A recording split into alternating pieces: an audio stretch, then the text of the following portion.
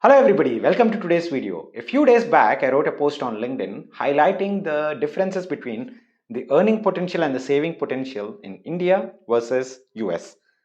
The post got good traction, close to 6 lakh views, but end of the day, a lot of people argue with me on one single number. That is, the average salary of a software engineer with 10 years of experience. I wrote it as 15 lakhs per year, and a lot of people said that hey, it is 30 lakhs, 40 lakhs, 50 lakhs, right?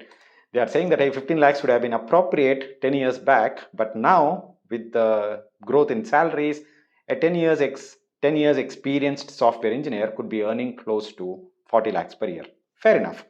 So in this video, I'm going to help you understand the corporate employee salary and how that translates to spend and how that translates to savings, taking 40 lakhs as the salary per individual. I'll also provide you the Excel sheet on which I'm doing the analysis, so you can play around with the numbers depending on your salary and your spend items.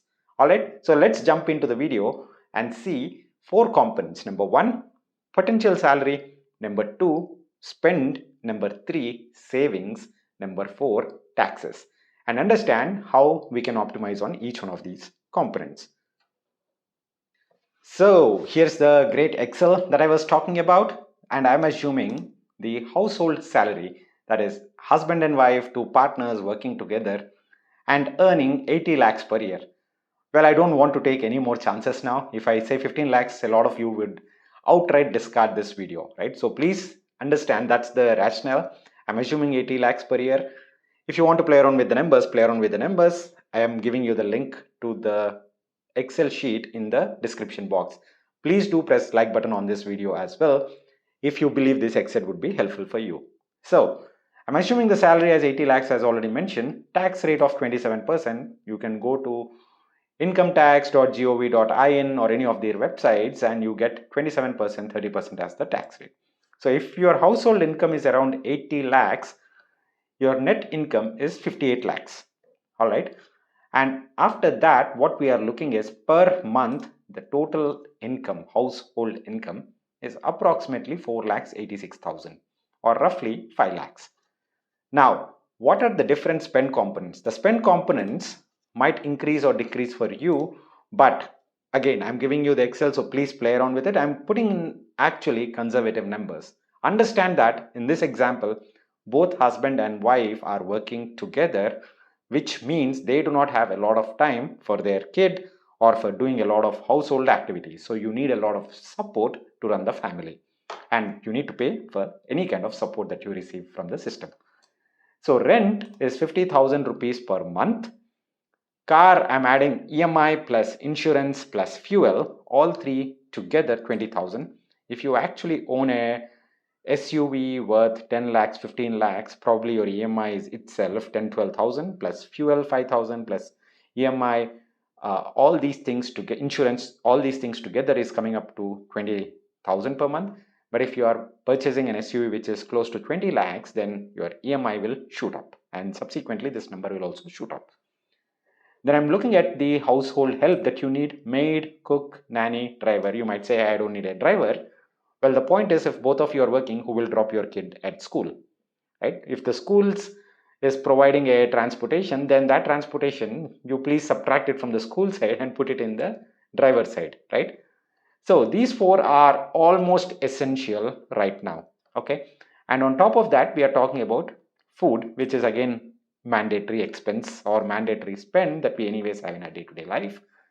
Kids school, I'm putting it as 20,000 because the school itself might be 15,000 per month, but I'm also adding a lot of other expenses that kids will probably have to have, right? Whether it could be a medical expense or an entertainment expense, I'm putting all up together as 20,000.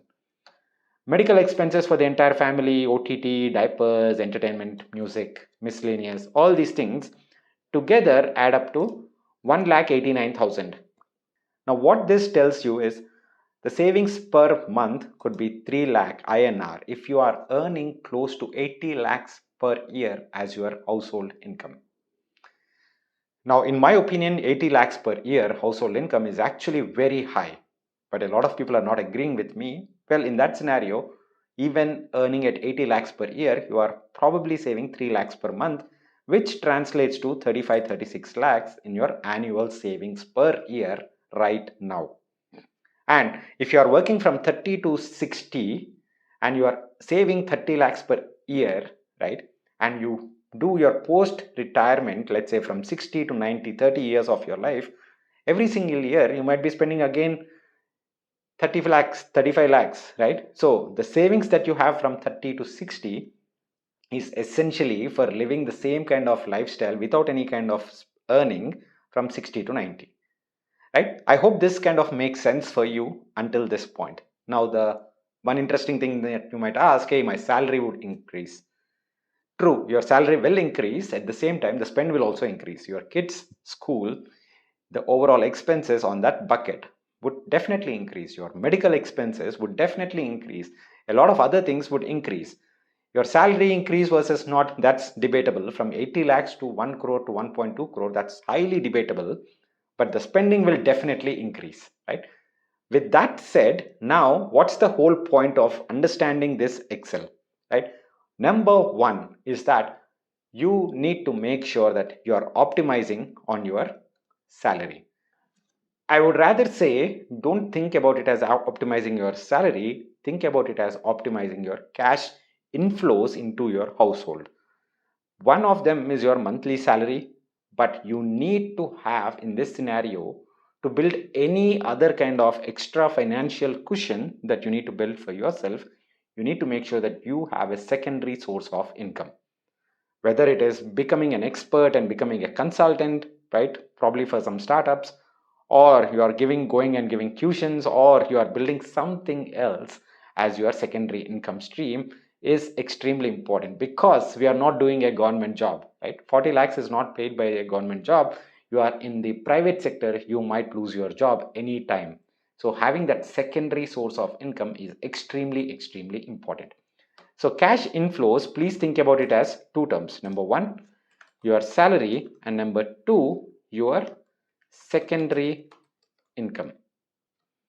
Now, the next thing is, a lot of you will say, hey, I want to optimize on my spending.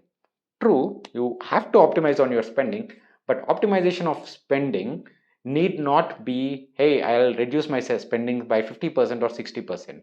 Reduce your spending, but probably you can play around with it by 10%, 20%. But end of the day, that 10%, 20% also matters. So please do not ignore that bucket. So your salary, your net inflow of cash should increase. Subsequently, your net outflow, that's the spend, should also decrease. The third bucket that we are talking about is better return on savings. Your 35 lakhs per year savings, potentially, that savings would probably be enough for you to subsidize or help you with 1 year of your post-retirement life. That's it. It's not going to help you much. In that scenario, you need to make sure that your 35 lakhs of savings every single year is actually helping you save at a much faster rate. So please do not ignore savings instruments. Whether it is equity, whether it is FDs, or whether it is crypto, whatever it is, we have no escape but to go and invest. There is no other option for us, right? The fourth thing is taxes. Taxes are close to 27%. On 80 lakhs of income, you are paying close to 23 lakhs of taxes. If you can optimize and save on taxes, every single dollar saved on their tax line, that directly gets added to your savings. So if you can save 5 lakhs on taxes, you are essentially increasing your savings from 35 to 40 lakhs. So please never ever ignore the savings on taxes. So please look into these four buckets whenever you think about, hey, how do I plan my career? Number one, cash inflows, salary, secondary incomes, spendings, better return on savings, and taxes. Finally, if you want to increase your salary, then you are looking at skill development, you are looking at moving jobs, all that stuff. That's only one piece of the pie, and there are a lot of other components attached as well.